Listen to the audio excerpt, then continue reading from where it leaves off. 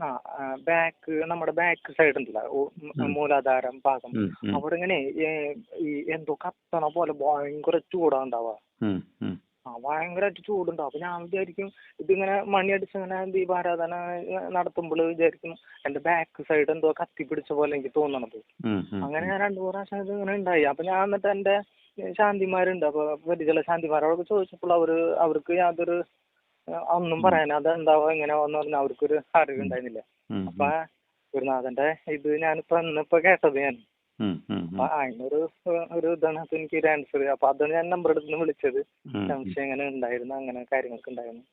പിന്നീട് എനിക്ക് അങ്ങനെ ഉണ്ടായിട്ടില്ല. അങ്ങനെ ഓരോ കാര്യങ്ങളൊക്കെ നമുക്ക് നിമിത്തങ്ങളൊക്കെ ഉണ്ടായിട്ടുണ്ട്.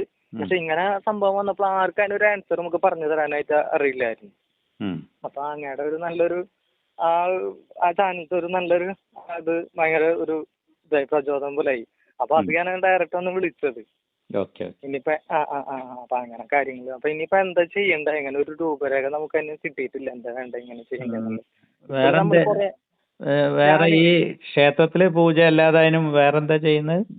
ധ്യാനം എന്ന് വെച്ചാലേ എനിക്ക് ഷുഗറൊക്കെ പിടിപെട്ടു. അപ്പൊ ഷുഗറൊക്കെ പിടിപെട്ടാൽ എനിക്ക് ഭയങ്കര ശരീരമൊക്കെ ക്ഷീണം കാര്യങ്ങളൊക്കെ ആയി. കുറെ പ്രോബ്ലങ്ങളൊക്കെ ഉണ്ട് എനിക്ക്. അപ്പൊ എന്റെ അമ്പലമുണ്ട്. അപ്പൊ അമ്പലത്തില് ഇങ്ങനെ വിളക്ക് വെക്കാൻ പോയി പിന്നെ അവിടെ ഞാന് എന്റെ അമ്പലത്തിന്റെ വീടിന്റെ അടുത്തൊരു ശാന്തിക്കാരനുണ്ട്. അപ്പൊ അവിടെ പോയി പിന്നെ ശാന്തിയുടെ അടുത്ത് സഹായിക്കാൻ കാര്യങ്ങളൊക്കെ പോയിട്ട് അപ്പൊ ആളിടയ്ക്ക് എന്നെ പൂജയ്ക്കുണ്ടെങ്കിൽ വിളിക്കും. അപ്പൊ അങ്ങനെ കണ്ട് ഞാൻ അമ്പലത്തിൽ എന്നോട് പറഞ്ഞു, ഗുരുനാഥൻ എന്നോട് പറഞ്ഞു, നീ അമ്പലത്തിൽ കയറി ചെയ്തു തറോട്ട് ദൈവങ്ങളല്ലേ, അപ്പൊ അത്യാവശ്യം കാര്യങ്ങള് കുറച്ച് കാര്യങ്ങള് ദേഹശുദ്ധി പോലെ കാര്യങ്ങള് പിന്നെ അത് തീർത്തുണ്ടാക്കണ കാര്യങ്ങൾ കുറച്ചൊക്കെ എനിക്ക് പറഞ്ഞു തന്നെ. അപ്പൊ അത് കണ്ടുപിടിച്ചു കുറച്ചൊക്കെ പിന്നെ ഞാൻ ചെയ്ത് ഇങ്ങനെ പിന്നെ അമ്പലത്തില് പൂജ കാര്യങ്ങളൊക്കെ സുബ്രഹ്മണ്യ സ്വാമിയുടെ അമ്പലമാണ്. അപ്പൊ അവിടെ ഞാൻ അഭിഷേകം കാര്യങ്ങൾ ഇതൊക്കെ കഴിഞ്ഞ് നട തുറക്കണ ടൈമിലാണ് ഈ വക ഇത് എനിക്ക് അനുഭവപ്പെടാറ്. അപ്പൊ അങ്ങനെ നമ്മുടെ ബാക്ക് ഭാഗം ഉണ്ടല്ലോ അങ്ങനെ മുണ്ടൊക്കെ അങ്ങനെ തീപ്പിടിഞ്ഞ കത്തണ ഒരു സംഭവമില്ലേ, അതേപോലെ തന്നെ ഉണ്ടാവുക.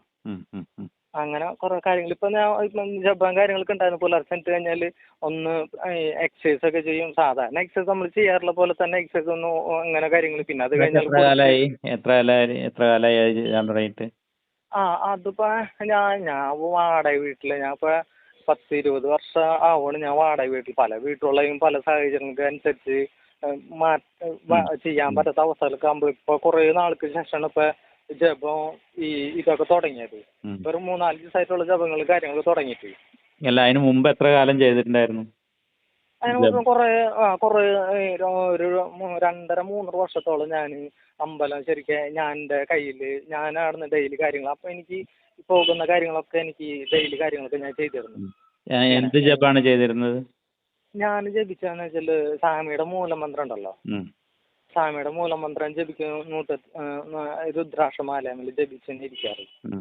അപ്പൊ എനിക്ക് കുറച്ച് എന്തൊക്കെ ഒരു ഇങ്ങനൊക്കെ ഒരു ഇതൊക്കെ നമുക്കൊരു ശരീരത്തിലും ഇങ്ങനൊക്കെ എന്തൊക്കെയോ ഇങ്ങനെ കാണാം. ഇപ്പൊ ഞാനിപ്പോ ജപിക്കാതിരിക്കുമ്പോഴൊരു എന്തോ ഒരു പ്രത്യേകത പോലെ ഇങ്ങനെ ഇതാവണുണ്ട്. അപ്പൊ അത് ഒന്ന് കറക്റ്റ് ചെയ്ത് പോണം എനിക്ക്.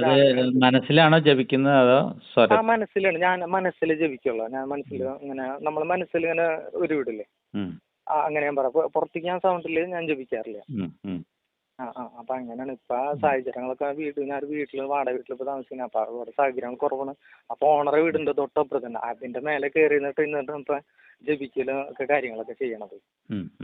അപ്പൊ ഞാനിങ്ങനെ യൂട്യൂബ് ചാനൽ എടുക്കുമ്പോ ഇങ്ങനെ ഓരോ കാര്യങ്ങൾ ഇങ്ങനെ കണ്ടു ഞാൻ. അപ്പൊ അതാണ് കഴിഞ്ഞ് കണ്ട് ഇപ്പൊ അമ്പലത്തിന്റെ അവിടെ വന്നപ്പോ ഞാൻ നമ്പർ എടുത്തൊന്ന് വിളിച്ചാണ്. എങ്ങനെ ഒരു കാര്യങ്ങൾ ചെയ്യുന്നുണ്ട്. നല്ല അനുഭവമാണ്. അത് നിങ്ങൾക്ക് ജപം കൊണ്ട് തന്നെയാണ് അത് ഉണർന്നു വന്നിരിക്കുന്നത്. അതെ അല്ലേ? മൂലാധാരം ചൂട് പിടിക്കുകയാണ്. എന്ന് വെച്ചാല് അവിടെ ആദ്യം ഫസ്റ്റ് സ്റ്റേജ് ആണത്. മൂലാധാരം ചൂട് പിടിച്ചാൽ അത് വളരെ പോസിറ്റീവ് ആയിട്ടുള്ള ഒരു സൈനാണ്. നട്ടലിന്റെ ഏറ്റവും അടിയിലത്തെ ഒരു ത്രികോണാകൃതിയുള്ള ഒരു കശേരുണ്ട്. അതിന്റെ അടിയിലാണ് ചൂട് ഫീൽ ചെയ്യുക. ഇനി അത് ഇപ്പൊ ഒരു വട്ടത്തിലാണെങ്കിൽ ഇനി ഒരു വൃത്താകൃതിയിൽ ഒരു പ്രദേശത്തായിരിക്കും ചൂടുണ്ടാവുക മൊത്തത്തില്. നമ്മുടെ ഈ ബാക്ക് സൈഡ് ഉണ്ടല്ലോ, ഈ നട്ടലിന്റെ താഴെയുള്ള ഭാഗം അവിടെ കത്ത നമ്മുടെ മുണ്ടിൽ മനസ്സിലായി. അത് നല്ല അനുഭവമാണ്. അതെല്ലേ. അത് ഇനി ഈ ജപം തന്നെ തുടർന്നാൽ അവിടെ തന്നെ ഫോക്കസ് ചെയ്യാം. മനസ്സിനെ അവിടെ മൂലാധാരത്തിൽ തന്നെ നിർത്തിയിട്ട് കണ്ണടച്ച് ജപം ചെയ്യാം. പിന്നെ ഒരു ഗുരുനാഥ ഒരു കാര്യം കൊണ്ട് ഞാൻ പറഞ്ഞോട്ടെ. ഞാൻ ജപിക്കാതിരിക്കുമ്പോഴേ ഞാനിങ്ങനെ ശാന്തി പറഞ്ഞതുപോലെ ഞാൻ പുൽപ്പായ നല്ല നമ്മുടെ പുല്ലിന്റെ പുൽപ്പായ, പിന്നെ അതുപോലെ തന്നെ ഞാൻ പ്ലാവിന്റെ ഒരു പലക പോലെ തന്നെ കിട്ടുന്നുണ്ട്. അതും ഇരുന്ന് ഞാൻ ജപിക്കാറ്. അപ്പൊ ഇരുന്ന് ജപിക്കുമ്പോൾ കുറെ ഇങ്ങനെ കഴിയുമ്പോൾ നമ്മുടെ നമ്മുടെ അടിഭാഗത്തൊന്നുണ്ടല്ലോ, അടിഭാഗത്ത് ഇങ്ങനെ എന്തോ ഒരു കുത്തി മേലേക്ക് ഇങ്ങനെ പൊന്തണ പോലെ തോന്നും. നമ്മൾ ഈ പൊന്ത് പോവാന്ന് പോലില്ലേ, അതുപോലെ നമ്മള് കട്ടിലുമ്മല് കെടുക്കുമ്പോൾ നമ്മള് മേലെ ഞാൻ ഒരു കട്ടിലുണ്ട്, അപ്പൊ അതുപോലെ ഞാൻ കെടുക്കുമ്പോൾ നമ്മുടെ ശരീരം എയർ ഇങ്ങനെ പൊന്നണം, പക്ഷെ ശരീരം പൊന്നില്ല, പക്ഷെ നമ്മുടെ ശരീരം ഇങ്ങനെ പൊന്തിക്കണ പോലൊക്കെ തോന്നുന്നത്. അപ്പൊ ഞാൻ എന്റെ ശാന്തി ഗുരുനാഥനോട് ചോദിച്ചപ്പോൾ കുറെ ആൾക്കാരോട് ചോദിച്ചു, പക്ഷെ അതിനുള്ള ഒരു കറക്റ്റായി എനിക്കൊരു ഇതൊന്നും എനിക്ക് പറഞ്ഞു തന്നില്ല. അവർക്ക് എന്തോ അങ്ങനെ എങ്ങനെയൊക്കെ പറഞ്ഞു തന്നിട്ട് കുറെ ഇതൊക്കെ ആക്കി. പക്ഷെ ഇപ്പോഴും എനിക്കൊരു ഗുരുനാഥന്റെ ഒരു ഇത് കണ്ടപ്പോൾ എനിക്കൊരു വിളിക്കണം ചോദിക്കണം എന്നൊരു ആഗ്രഹം തോന്നി. അപ്പൊ അതുകൊണ്ട് ഞാൻ വിളിച്ചാണ് ഗുരുനാഥനെ. ഇത് മുന്നോട്ട് പോകണമെന്നൊരു ആഗ്രഹം ഉണ്ട് എനിക്ക് ഇതായിട്ട് ഇങ്ങനെ. അപ്പൊ അത് എന്നെ ഈ കുണ്ടലിനി ആദ്യം അവിടെ അത് ചൂടാവുമ്പോഴാണ് അത് കുണ്ടലിനി ഉണരുക. ഫസ്റ്റ് സ്റ്റേജിൽ അവിടെ ചൂടാവലാണ്. ചൂടായി കഴിഞ്ഞാൽ കുറച്ച് വേണ്ടത്ര അതായി കഴിയുമ്പോൾ അവിടുന്ന് അവിടുത്തെ നാഡികൾ തുറന്നിട്ട് സുഷുമ്നാ നാഡിയിലൂടെ ഊർജം മുകളിലേക്കാണ് ഇനി വരിക. സാധാരണ നിലയിൽ ഊർജം താഴേക്കാണ് ഒഴുകുക. പക്ഷെ ഈ ഇങ്ങനെ ജപമൊക്കെ ചെയ്യുന്നവരിൽ ഈ മൂലാധാരം ചൂട് പിടിച്ച് കഴിയുമ്പോൾ അവിടെയുള്ള ആ ശക്തി മുകളിലേക്ക് ചാടും സുഷുമ്നയിലൂടെ. അതാണ് ആധ്യാത്മികമായ അനുഭവം. അപ്പോഴാണ് ആധ്യാത്മികമായ ഈ സിദ്ധികൾ തുടങ്ങുക. അപ്പൊ അതിന് സാധന തുടരണം. സാധന തുടരുക എന്ന് പറഞ്ഞാൽ നമ്മൾ ആ കണ്ണടച്ച് ആ ജപമാണെങ്കിൽ മൂലാധാരത്തിൽ ഫോക്കസ് ചെയ്യുക, അല്ലെങ്കിൽ ആജ്ഞാചക്രത്തിൽ ഫോക്കസ് ചെയ്യുക. എനിക്ക് അങ്ങനെ പറഞ്ഞല്ലേ, എനിക്ക് ആജ്ഞാചക്രം എന്ന് പറയുമ്പോൾ നമ്മുടെ പുരികത്തിന്റെ നടക്കും. അവിടെ ശ്രദ്ധിച്ചിട്ട് കണ്ണുകൾ ഒരല്പം മേൽപോട്ടാക്കിയിട്ടാണല്ലോ അവിടെ ശ്രദ്ധിക്കുക, എന്നിട്ട് ജപിച്ചുകൊണ്ടിരിക്കുക. ഞാനേ ഇപ്പൊ ഗുരുനാഥൻ പറഞ്ഞപ്പോ ഞാൻ ഒരു കാര്യം പറഞ്ഞോട്ടെ. നമ്മൾ കണ്ണടച്ചിട്ട് നമ്മള് മേൽപോട്ട് എന്ന് പറഞ്ഞ ഇങ്ങനെ രണ്ട് ഇതില്ല, പുരികത്തിന്റെ മേലേക്ക് ഇങ്ങനെ വെക്കുമ്പോൾ ആ സെന്ററിൽ ഇങ്ങനെ ഒരു വൈബ്രേഷൻ പോലെ വരും. ആ വൈബ്രേഷൻ വന്നു കഴിഞ്ഞാല് പിന്നെ ഇങ്ങനെ എന്തൊക്കെയോ ഒരു ദേവന്റെ ചിലപ്പോ നമ്മൾ ജപിക്കുന്ന ദേവന്റെ ഒരു അങ്ങനത്തെ രൂപങ്ങളൊക്കെ അടിച്ചു. നിങ്ങൾ ചെയ്യേണ്ടത് നിങ്ങൾ ജപത്തിൽ ഫോക്കസ് ചെയ്യുക. നിങ്ങൾ ജപിക്കുമ്പോൾ ആ ശബ്ദം ഇങ്ങനെ പോയിട്ട് മൂലാധാരത്തിൽ വന്ന് ഇങ്ങനെ അവിടെ പോയി പ്രകമ്പനം ഉണ്ടാക്കും. അവിടെ ചെന്ന് ചേരും. ഈ ശബ്ദം അവിടെ ചെന്ന് അടിക്കുന്നത് പോലെ സങ്കല്പിക്കുക. ഈ ശബ്ദ തരംഗങ്ങൾ അവിടെ ചെന്ന് താഴേക്ക് ചെന്ന് അവിടെ മൂലാധാരത്തിൽ വൈബ്രേഷൻ ഉണ്ടാക്കിക്കൊണ്ടേയിരിക്കും. ആ സങ്കല്പത്തിൽ ആ മൂലമന്ത്രം ചെല്ലുക. മനസ്സിലാവും? അപ്പൊ കുറച്ച് കഴിയുമ്പോ ചൂട് പിടിച്ചു തുടങ്ങും. വീണ്ടും ചൂട് പിടിച്ചു അങ്ങനെ. അപ്പൊ നമ്മുടെ ശ്രദ്ധ ചിലപ്പം ഈ ആജ്ഞാചക്രത്തിന് പോയിട്ട് മൂലാധാരത്തിലേക്ക് വരും. മനസ്സിലായി? കാരണം നമ്മളിപ്പോ മൂലാധാരത്തിൽ വന്ന് ഊർജം ഇങ്ങനെ അടിക്കുന്നതായിട്ടല്ല സങ്കല്പിക്കുന്നത്. എന്നിട്ട് ഈ ശബ്ദ തരംഗങ്ങൾ എങ്ങനെ താഴേക്ക് പോയിട്ട് മൂലാധാരത്തിൽ തട്ടി തിരിച്ച് മുകളിലേക്ക് സുഷുമ്നയെ കൂടെ കയറുന്നതായിട്ട് സങ്കല്പിച്ചാൽ മതി. മനസ്സിലായില്ലേ?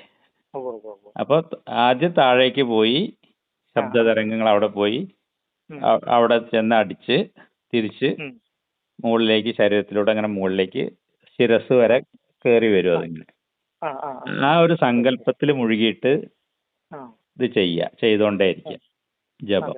അപ്പൊ പെട്ടെന്ന് അടുത്തടുത്ത അനുഭവങ്ങൾ ഉണ്ടാവും. ഞാൻ ഇപ്പൊ അമ്പലത്തിൽ ഇങ്ങനെ നിൽക്കുമ്പോഴേ ഒരുപാട് ആൾക്കാർ, എനിക്ക് പ്രത്യേകിച്ചും ഞാൻ പറയണോണ്ട് കുഴപ്പമില്ലല്ലോ ഗുരുനാഥനോട്, എനിക്ക് പ്രത്യേകിച്ച് കാര്യങ്ങളൊന്നും അറിയില്ല. പക്ഷെ നമ്മൾ അമ്പലത്തേക്ക് ഇറങ്ങി ഇഷ്ടംമാതിരി ആൾക്കാർ വരികയും ചെയ്യും. പക്ഷെ അവരോടൊക്കെ ഓരോ കാര്യങ്ങൾ നമ്മൾ പറഞ്ഞു കൊടുക്കാൻ ചിലപ്പോൾ ശരി മിക്കതും ശരിയാവണുണ്ട്. അത് വരും, അത് അങ്ങനെ വരും. പറഞ്ഞൊക്കെ സംഭവിക്കാന്ന് പറയും. ഞാൻ അവിടെ ആൾക്കാരൊക്കെ വരുമ്പോ എനിക്ക് പേടിയാ. എന്താ വെച്ചാൽ ഭഗവാനെ ഞാൻ എന്താ അവരോട് ചോദിക്കും, എന്നോട് ഇങ്ങനെ പറയാൻ എനിക്കൊന്നും അറിയില്ല, ഞാൻ അവരോട് എനിക്കൊന്നും അറിയില്ല, ഞാൻ എന്താ അവരോട് പറയാ, അങ്ങനെ 10 മിനിറ്റ് ഇങ്ങനെ ചിന്തിച്ചിരുന്നിട്ട് അപ്പൊ എന്തായാലും ഞാൻ പറയും അവരോട് പെട്ടെന്ന് ഓട്ടോമാറ്റിക് ആയിട്ട് ഇങ്ങനെ. അതാണ് അതിന്റെ ശരി. നമ്മൾ ചിന്തിച്ച് ഉണ്ടാക്കി പറയണേക്കാൾ ഹലോ നമ്മൾ ചിന്തിച്ച് ഉണ്ടാക്കി പറയുന്നതിനേക്കാൾ നമ്മള് ആ നിഷ്കളങ്കത എനിക്കറിയില്ല എന്ന ഭാവത്തിൽ തന്നെ ആ ഭാവത്തിൽ നിന്നാൽ ആ ഭഗവാന്റെ ശക്തിയാണ് പിന്നെ വർക്ക് ചെയ്യുക. മനസ്സിലായില്ലേ? അപ്പൊ അത് പിന്നെ പറയുന്നതൊക്കെ അത് സംഭവിക്കും. നമ്മുടെ അഹങ്കാരമാണ് യഥാർത്ഥത്തിൽ എല്ലാത്തിനും തടസ്സം നിൽക്കുന്നത്. ഞാനാണ് എന്ന ഭാവത്തിൽ പിന്നെ ചെയ്യുമ്പോഴാണ് ഈ ദൈവികത പിന്നെ അവിടെ പ്രവർത്തിക്കില്ല. ഞാനേ എന്താ സംബന്ധിച്ച് ഈ ഭയങ്കര ഈ ഇങ്ങനത്തെ കാര്യങ്ങൾക്ക് ആൾക്കാർക്ക് അങ്ങനെ വരുമ്പോള് ശരിക്കും പറഞ്ഞാൽ എന്റെ ശരീരമൊക്കെ കിടന്ന് പറയ്ക്കും. അത് നല്ലതാണ്. വെച്ചാല് എനിക്കറിയില്ല, എനിക്ക് ഒന്നും അറിയില്ല എന്ന ഭാവം, ആ ഭാവത്തിൽ നിൽക്കണോണ്ടാണ് അത് അവിടെ ദൈവികത പ്രവർത്തിക്കുന്നത്. അപ്പൊ പറയണ കാര്യങ്ങളെല്ലാം നമ്മളല്ല പറയുന്നത്, വേറൊരു ലെവലിൽ നിന്നാണ് ആ സാധനം വരുന്നത്. അതുകൊണ്ടാണ് അതൊക്കെ ഫലിക്കുന്നത്. അപ്പൊ ആ ഭാവത്തിൽ തുടരുക, ഈ ജപം തുടരുക. നല്ല നല്ല അനുഭവങ്ങൾ വീണ്ടും വീണ്ടും വരും. അനുഭവങ്ങളൊന്നും പ്രതീക്ഷിക്കണ്ട, അതൊക്കെ വന്നോളും. അത് വരും, അത് കടന്നു പോകും. എനിക്ക് അനുഭവം ഉണ്ട്. ഞാൻ പറഞ്ഞ എന്റെ ഗുരുനാഥൻ നിൽക്കണ അമ്പലമുണ്ട്, സുബ്രഹ്മണ്യ സ്വാമി ഭദ്രകാളിന്. അപ്പൊ ആ ശാന്തി ഇടയ്ക്ക് വരാൻ പറ്റത്തല്ല എന്തെങ്കിലുമൊക്കെ ഉണ്ടെങ്കിൽ ഞാനാണ് അവിടെ കൈകാര്യങ്ങൾ ചെയ്യാൻ അമ്പലത്തില്. അപ്പൊ 2 നേരം കാലത്തും വൈകിട്ടും മുട്ടുശാന്തി ആയിട്ട് ഞാൻ നിൽക്കും. അപ്പൊ വൈകുന്നേരം ഇതുപോലെ അവിടുത്തെ അവിടെ ഒരു മാനേജർ ഉണ്ട് അവിടെ അമ്പലം നോക്കണം. അപ്പൊ ആള് ഇന്ന് 2 നേരം വരും. അപ്പൊ ഞാൻ ഇതുപോലെ ദേവിയുടെ അമ്പലത്തിൽ നിന്നാണ് വൈകിട്ട് ആദ്യം തുടങ്ങാം. അപ്പൊ എന്റെ അഷ്ടോത്തരത്തിന്റെ ഒരു ബുക്ക് ഉണ്ട്.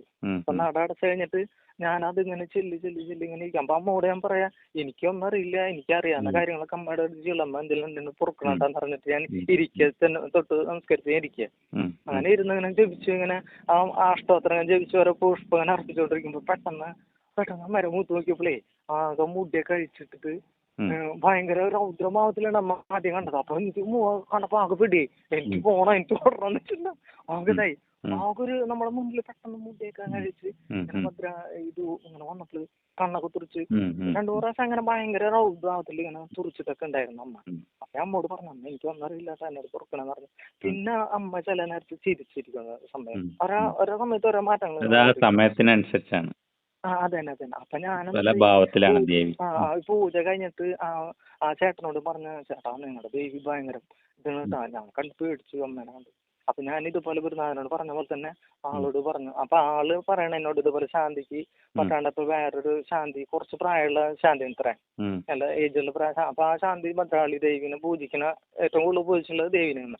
അപ്പൊ ആ ശാന്തി ഇവിടെ പൂജിക്കാൻ ഇതുപോലത്തെ രൂപം കണ്ടു. ഞാൻ പറഞ്ഞ പോലെ തന്നെ ആള് ഇയാളോട് പറഞ്ഞു, ഞാൻ അങ്ങനെ കണ്ടു, ദേവിയുടെ രൂപങ്ങൾ കണ്ടു. അങ്ങനെ കുറെ ഇതൊക്കെ ഉണ്ടായിട്ടുണ്ട്. സ്വാമിയുടെ അതുപോലെ ഉണ്ടായിട്ടുണ്ട് അതുപോലെ തന്നെ.